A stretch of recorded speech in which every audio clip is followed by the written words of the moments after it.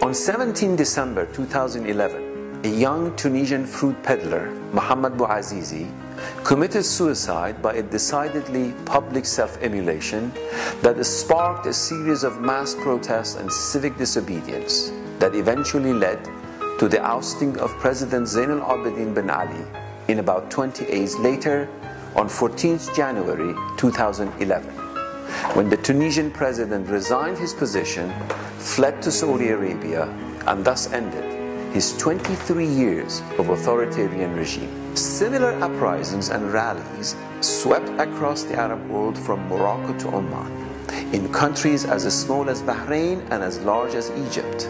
These uprisings have been collectively called by quite a number of terms, but most poignantly, perhaps, the Arab Spring.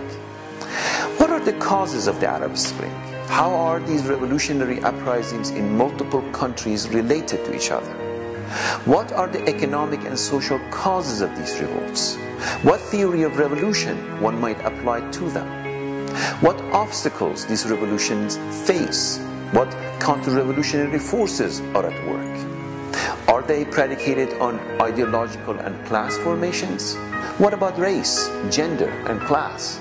Are these uprisings limited to the Arab world, or do they extend to the Muslim world, perhaps even to Africa and Asia?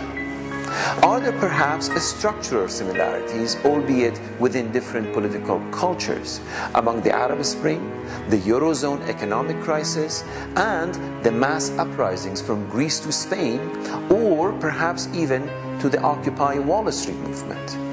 In what terms can we talk comparatively about these uprisings? My book, The Arab Spring, The End of Post-Colonialism, is a sustained record of my reflections on these and related issues.